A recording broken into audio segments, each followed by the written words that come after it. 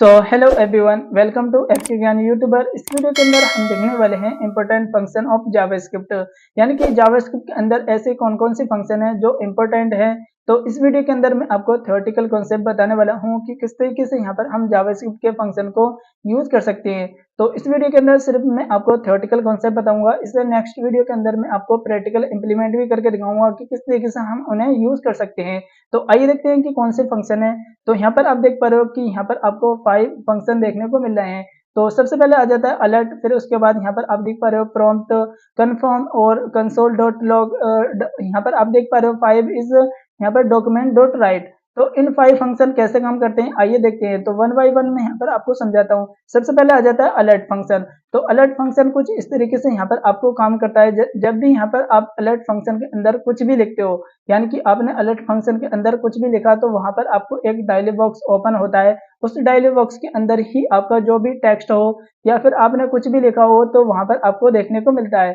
तो यहाँ पर आप ओके भी कर सकते हो, यानी कि आप ओके करके उस डायलॉग बॉक्स को रिमूव करा सकते हो। तो इस तरीके से यहाँ पर आप देख सकते हो अलर्ट फंक्शन के अंदर अगर हम कुछ भी लिखते हैं तो वहां पर आपको एक डायलॉग बॉक्स के अंदर देखने को मिलता है।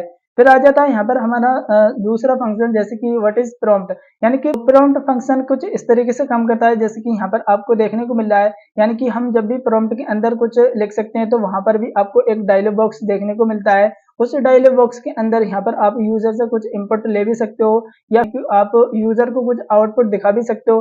तो इस तरीके से यहाँ पर हम प्रॉम्प्ट फंक्शन का यूज करते हैं, जैसे कि यहाँ पर आप देखने को मिल रहा है। जैसे ही मैंने यहाँ पर प्रॉम्प्ट फंक्शन के अंदर वेलकम लिखा तो ये यूजर को शो करेगा डायलॉग बॉक्स के अंदर। अगर आपको पहले से ही कुछ लिख के दिखाना है तो यहाँ पर आपको देखने को मिल रहा है टू एफ के ज्ञान, ये पहले से ही यूजर को देखने को मिलेगा। अगर यूजर चाहे तो इसे हटा भी सकता है और यहाँ पर आप अपना कोई और इनपुट भी दे सकता है। तो फिर यहाँ पर आप यूजर से करवा सकते हो, ओके करवा सकते हो, या फिर यहाँ पर जो यूजर होगा वो यहाँ पर आपको कैंसिल भी करके दे सकता है। यहाँ पर जो होता है कि प्रॉम्प्ट फंक्शन जो काम करता है उसमें भी यहाँ पर आपको डायलॉग बॉक्स ओपन देखने को मिलता है। पहले से ही यहाँ पर आपको यूजर को कुछ दिखा सकते हो या फिर उससे कुछ इनपुट ले सकते हो। तो इस तरीके से यहाँ पर आपका प्रॉम्प्ट फंक्शन काम करता है जावा। फिर उसके बाद हम देखते हैं कि हमारा जो तीसरा फंक्शन है वो है कन्फर्म। तो कन्फर्म किस तरीके से काम करता है तो उसके बारे में भी हम देख लेते हैं कि कन्फर्म किस तरीके से काम करता है। तो कन्फर्म फंक्शन का हम इस तरीके से यूज करते हैं, अगर हमने कन्फर्म के अंदर कुछ भी लिखा तो ये यूजर से पूछता है कि आप इसे कन्फर्म करना चाहते हो या फिर कैंसिल। ये यूजर के ऊपर डिपेंड रहता है कि आप इसे कंफर्म करोगे या फिर कैंसिल। तो कंफर्म के अंदर आप कुछ भी लिखोगे तो यहाँ पर आपको यूजर से पूछेगा कि ये यूजर कंफर्म करना चाहता है या फिर कैंसिल। यानी कि ये यूजर के ऊपर डिपेंड रहता है कि यूजर अगर इसे कैंसिल करेगा तो कैंसिल हो जाएगा, अगर ओके करना चाहेगा तो ओके हो जाएगा। तो इस तरीके से था हमारा तीसरा फंक्शन। फिर उसके बाद आ जाता है हमारा चौथा फंक्शन, यानी कि चौथा फंक्शन कुछ इस तरीके से यहाँ पर console dot log.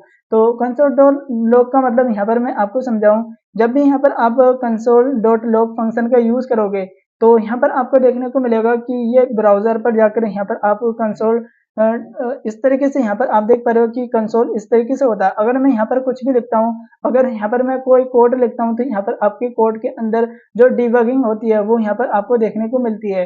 Console dot log का मतलब यही होता है, अगर यहाँ पर आप अपने कोड के अंदर डिबगिंग करना चाहते हो तो यहाँ पर आप डिबगिंग कर सकते हो। यानी कि जब भी हम कंसोल डॉट लॉग फंक्शन का यूज करेंगे ये डिबगिंग पर्पस के लिए होता है। जैसे कि यहाँ पर आप देख पा रहे हो कि मैंने पहले से यहाँ पर आपको लिख के रखा है, यानी कि right the information the browser, यानी कि ये ब्राउजर से इंफॉर्मेशन लेता है और यहाँ पर डिबगिंग करता है कोड की। यानी कि जो भी यहाँ पर आप कोड लिखोगे उसकी डिबगिंग यहाँ पर आपको देखने को मिलती है।